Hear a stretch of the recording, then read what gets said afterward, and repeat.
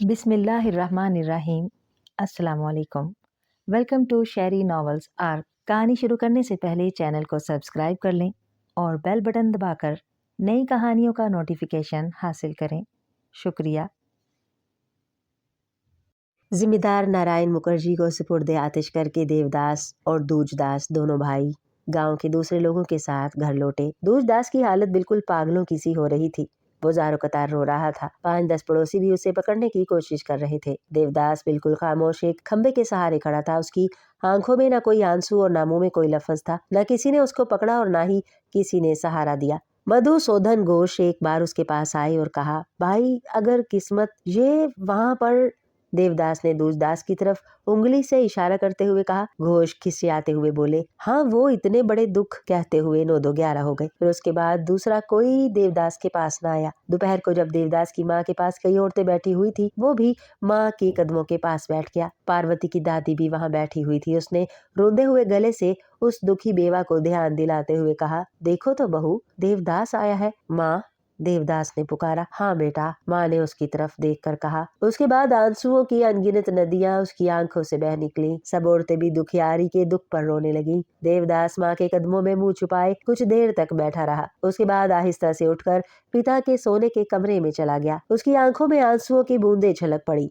उसकी सुर्ख आंखें ऊपर की तरफ उठती, लेकिन फिर जमीन की तरफ झुक जाती। उसकी सूरत इतनी खौफनाक थी कि अगर कोई उसे देखता तो डर जाता। पेशानी पे लकीरें पड़ी हुई थी। सर के बाल इधर उधर बिखर रहे थे। उसका चमकता हुआ सफेद चेहरा काला पड़ गया था। कलकत्ते के उस रईस पर दुख की लंबी दास्तान और फिर उस पर वालिद की मौत ने इतना असर किया कि उसका जिस्म बिल्कुल सूख गया। यहाँ तक कि अगर उसको कोई देखता तो पहचान न सकता। थोड़ी देर बाद पार्वती की माँ उसे तलाश करती हुई वहां आ पहुंची और बोली, देवदास। हाँ चाची। बेटा, इस तरह कैसे काम चलेगा? चाची, मैंने क्या किया है? देवदास ने उसकी तरफ देखते हुए कहा। चाची खामोश हो गई। हालांकि वो अच्छी तरह जानती थी कि आखिर उसने क्या किया है। देवदास को अपनी तरफ खींचकर उसने गले से लगा लिया और कहा, देव। क्या चाची? देव बेटा। उसकी छाती पर अपना मुंह रखकर देवदास की आंखों से आंसुओं की 2 बूंदें निकल पड़ी। दुखियों के दिन भी गुजर ही जाते हैं। अब दूसरे दिन का सवेरा हुआ है। रोने चिल्लाने में कुछ कमी हुई। दूजदास भी होश में आ गया।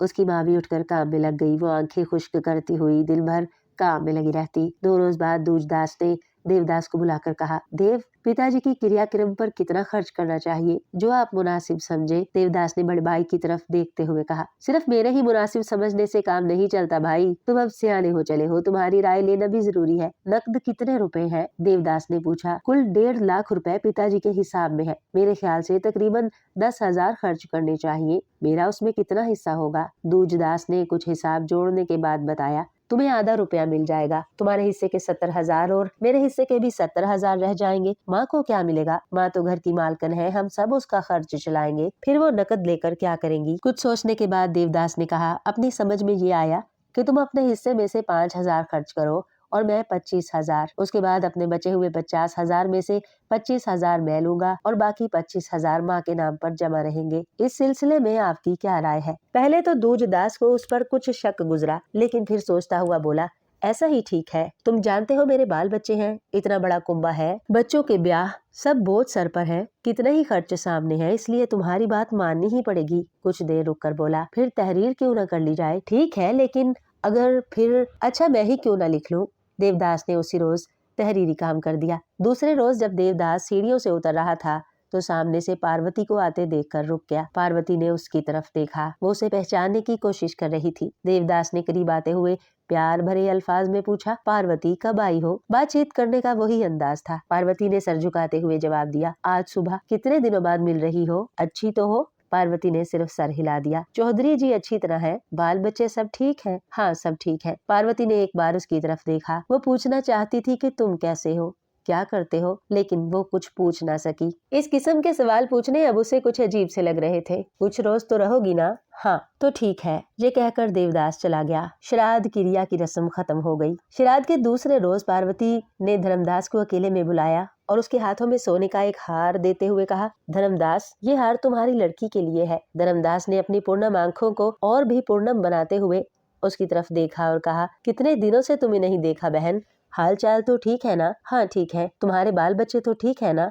हाँ, खूब मजे में है। और तुम? मैं क्या अच्छा हूँ बहन, मेरा दिल भी यहाँ से चले जाने को है। मालिक तो चल ही बसे। धर्मदास ने एक गहरी सांस लेते हुए कहा। दुख में ना जाने वो क्या क्या बातें कह जाता, मगर बीच में पार्वती ने उसे टोक दिया। आखिर उसने ये बातें सुनने के लिए हार थोड़ा ही दिया था। बात काटते हुए पार्वती ने कहा, ये क्या कहते हो धर्मदास, अगर तुम न रहोगे तो देवदास की देखभाल कौन करेगा? जब नादान थे तब जरूर देखभाल किया करता था, लेकिन पारो अब उन्हें ना देखना पड़े इसी में भला है, धर्मदास ने कहा। पार्वती धर्मदास के और करीब चली आई और आहिस्ता से कहने लगी, धर्मदास एक बात पूछूं, जवाब दोगे? जरूर दूंगा बहन। अच्छा तो सच सच बताना, आजकल देव क्या करते हैं? मेरा सर और क्या। ठीक ठीक बताओ धर्मदास। मैं ठीक ठीक और क्या बताऊं, क्या ये बातें बताने की होती हैं?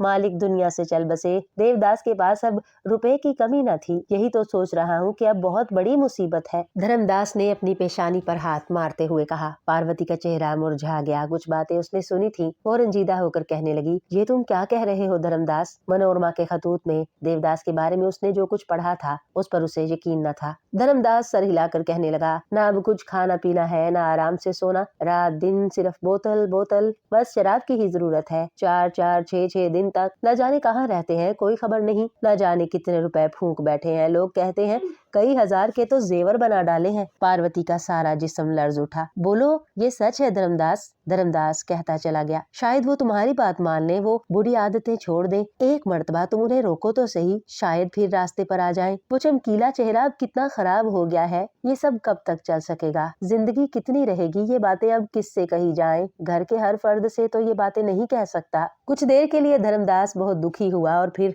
टूटे फूटे अल्फाज में बोला, अब तो यही सोचता हूँ पार्वती कि किस तरह इस गुनाहगार रूह को निकाल दूं। अब जिंदा रहने की कोई तमन्ना नहीं है। पार्वती चली गई। उसने जब नारायण बाबू की मौत की खबर सुनी तो अपनी ससुराल से भागी हुई चली आई। इस दुख में वो एक बार देवदास से जरूर मिलना चाहती थी, लेकिन यहाँ उसके देव भैया की कहानी ये थी। उसके जहन में कितने ही ख्यालात चक्कर काटने लगे। वो सोचने लगी कि अगर आज मैं यहाँ होती तो देवदास की ये हालत ना होती। देवदास से ज्यादा वो खुद को कसूरवार ठहरा रही थी। उसने अपने पाँव पर खुद ही कुल्हाड़ा मारा था, लेकिन वही आज उसके सर पर चलने लगा। आज उसके देव की ये हालत हो रही थी। वो किस तरह अपनी जिंदगी तबाह करने पर तुला हुआ था। पार्वती खुद दूसरे गृहस्थ को संभालने की फिक्र में थी, खुद दूसरों की मदद किया करती थी, लेकिन आज उसकी अपनी ही हार थी। उसका गृहस्थ बसने से पहले उजड़ गया। पार्वती ने ठान ली कि वो देवदास को रास्ते पर लाएगी, वरना उसके कदमों में सर फोड़कर जान दे देगी। शाम ढलने में अभी देर थी। पार्वती देवदास के कमरे में पहुंची। देवदास पलंग पर बैठा हुआ कुछ हिसाबो किताब में मसरूफ था। पार्वती को देखते ही उसने सर उठाया और मुस्कुराने लगा। पार्वती उसके करीब ही फर्श पर बैठ गई। देवदास के चेहरे पर दुख और गम के आसार थे। देवदास ने हंसते हुए कहा, अब मैं तुम्हें बदनाम कर दूं? देवदास ने अपनी पूर्णम आंखों से उसकी तरफ देखा, लेकिन जल्द ही उसने अपनी पलकें नीचे झुका ली। उसकी हालत ने साफ तौर पर जाहिर कर दिया था कि वो दबी हुई बात को फिर नहीं उभारना चाहता। उस जख्म को फिर कुरेदना ठीक नहीं जो दिल में हमेशा के लिए चुभता है। और अब क्या? आज उसे बहुत सी बातें पार्वती से करनी थी, लेकिन अब उसे एक भी याद न रही। देवदास ने फिर हंसते हुए कहा, अब समझा। क्यों पारो, शर्म आ रही है ना? पार्वती मुंह से एक लफ्ज भी ना निकाल सकी। देवदास कहता रहा, पारो इसमें शर्मिंदा होने की क्या बात है? दो आदमी मिलकर कोई लड़कपन कर बैठते हैं, भला देखो तो ये कैसी बात है? तुम आपे से बाहर होकर ना जाने क्या कह गई थी और मैंने भी तुम्हारी पेशानी पर जख्म बना दिया। क्यों? इन उल्टी पुल्टी बातों का कोई मतलब न था। जो कुछ भी उसने कहा सब बेकार था। मगर पार्वती का कलेजा दुख से फटा जा रहा था। उसने दिल ही दिल में कहा, ये जख्म मेरी जिंदगी का सहारा है देव, इससे मुझे कितना सुकून मुयस्सर होता है। आखिर मेरा और तुम्हारा प्यार था, उसकी दास्तान तुमने मेरी पेशानी पर लिख दी है। मेरे लिए ये कोई बुरी चीज नहीं है, बल्कि ये मोहब्बत की निशानी है। पारो क्या है? पार्वती ने आंचल हटाते हुए कहा, मुझसे तुम हमेशा नाराज रहती हो और मुझे भी तुम पर कितना गुस्सा। देवदास की आवाज भर आ गई। कहने लगा, पिताजी चल बसे, इससे बड़ा दुख मेरे लिए और क्या हो सकता है? और अगर तुम मेरे पास होती तो मुझे इतना दुख ना होता। दूज का स्वभाव तुमसे कोई छुपा नहीं है और भाभी को भी तुम जानती ही हो। अब सिर्फ रह गई माँ, उसे मैं क्या करूँ? तुम ही बताओ पारो, मैं क्या करूँ? काश तुम होती तो मैं सब कुछ तुम्हारे सुपुर्द कर देता, मुझे किसी किस्म का गम ना होता। लेकिन पारो ये क्या हुआ? ये सब क्या? पारो बिलक बिलक कर रो पड़ी। तुम रो रही हो? अच्छा रहने दो, ये दुख भरी दास्तान यही खत्म करता हूँ। कहो कहो तुम्हें जो कुछ कहना है। पार्वती ने आंखें पोंछते हुए कहा, लेकिन पारो अब तो तुम पक्की घर गृहस्थन बन गई हो। देवदास ने गला साफ करते हुए कहा। पार्वती ने अपने होंठ भींच लिए और दिल ही दिल में बोली, क्या घर गृहस्थन बनी हूँ? मैं तो कुछ भी नहीं। क्या सैंबल का फूल भी भगवान के चरणों में चढ़ता है? पारो, तुम्हें देखकर कभी कभी बड़ी हंसी आती है। कल तुम नन्ही सी बच्ची ही तो थी और आज इतनी बड़ी हो गई हो। आज बड़ी जिम्मेदारी है, बड़ा घर है, बाल बच्चे हैं और माशे चौधरी सभी बड़े बड़े हैं। क्यों है ना पारो? देवदास ने हंसते हुए कहा। चौधरी जी पारो के लिए एक हंसी मजाक की शय थे। उनका जिक्र आते ही वो हंसने लगती। इस दुख के वक्त भी वो अपनी हंसी ना रोक सकी। अब एक तरीका है, देवदास ने चेहरे पर बनावटी नकुश बनाते हुए कहा। कौन सा? तुम्हारी नजर में कोई लड़की है? लड़की? क्या करोगे? पार्वती थूक निगलते हुए बोली। सोच रहा हूँ कि शादी कर लूं। जी चाहता है कि एक बार मैं भी गृहस्थी बन जाऊं। काफी खूबसूरत होनी चाहिए, पार्वती बोली। तुम्हारी ही तरह। भोली भाली भी हो? पार्वती ने पूछा। नहीं नहीं, बस भोली भाली की जरूरत नहीं, मुझे तो ऐसी बीवी चाहिए जो तुम जैसी झगड़ालू हो, जैसे तुम परेशान करती हो वैसा ही वो भी करे। पार्वती सोचती रही। वो कहना चाहती थी, देव नहीं, वो सबके बस की बात नहीं है। कम से कम उसे मेरे जैसा प्यार तो ना करना चाहिए। फिर बोली, क्या कहा? मुझ जैसी काली जुबान वाली? मेरे जैसी कितनी ही लड़कियां तुम्हारी खिदमत करके अपना जीवन सुधार सकेंगी। क्यों पारो, इस तरह मेरे लिए मनचहेती बीवी तलाश कर सकती हो? देवदास ने शरारत भरी हंसी हंसते हुए कहा। क्या तुम वाकई शादी का ख्याल कर रहे हो? और नहीं तो क्या। वो ये बात साफ तौर पर जाहिर न कर सका कि मैं जिंदगी भर तुम्हारे सिवा किसी की तरफ आंख उठाकर भी न देखूंगा। एक बात पूछूं देव? हाँ पूछो। तुम शराब क्यों पीते हो और तुमने ये कहाँ से सीखा? देवदास अपनी हंसी ना रोक सका और बोला, किसी चीज को खाने पीने के लिए भी सीखने की जरूरत होती है। नहीं नहीं, मैं ये पूछती हूँ कि ये बुरी आदत तुम्हें कैसे पड़ गई? तुम्हें कहा किसने है? क्या धर्मदास से सुना है?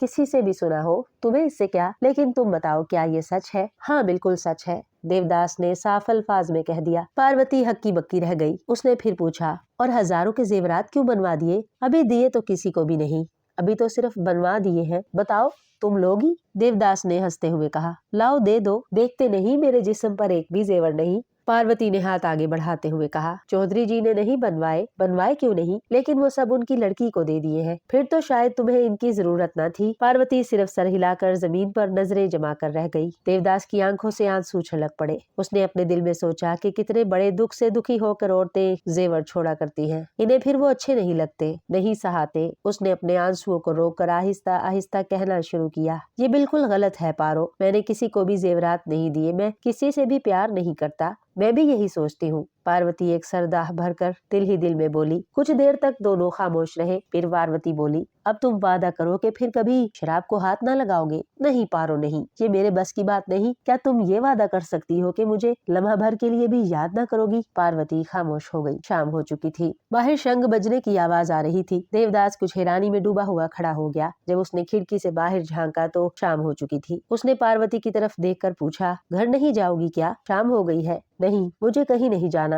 पहले तुम वादा करो। ये मेरे बस की बात नहीं। क्यों नहीं? ये मुझसे नहीं हो सकता। तुम चाहो तो क्यों नहीं हो सकता? तो क्या तुम आज रात मेरे साथ भाग कर जा सकती हो? ये सुनते ही पार्वती घबरा गई। रुक रुक कर उसके मुंह से ये अल्फाज निकले, ये नामुमकिन है। देवदास आहिस्ता से पलंग पर जा बैठा और बोला, ये दरवाजा खोल दो पार्वती। पार्वती कुछ आगे बढ़ी। उसने दरवाजे को और जोर से बंद कर दिया और खुद दरवाजे के आगे खड़ी होकर बोली, नहीं, पहले वादा करना होगा। देवदास खड़ा हो गया और बहुत धीमी आवाज में कहने लगा, इस तरह किसी को मजबूर करके वादा लेना ठीक नहीं। और फिर इसमें तुम्हें क्या फायदा होगा पारो? अगर मैं आज वादा कर लूं और कल उसे पूरा ना कर सकूं, फिर इस तरह तुम्हें बेवकूफ बनाकर मुझे क्या मिलेगा? इन्हीं बातों में कुछ और वक्त गुजर गया।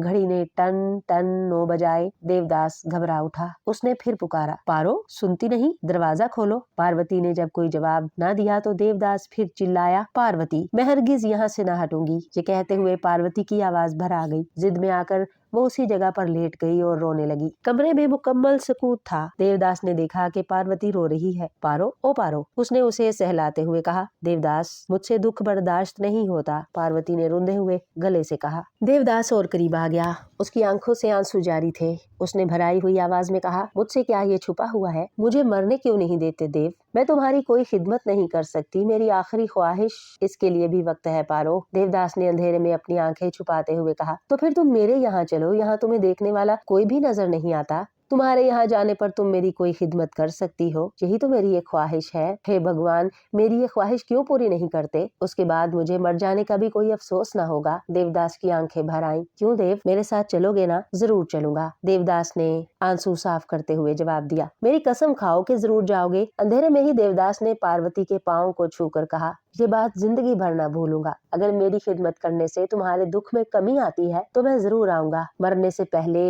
ये कसम भी याद रहेगी।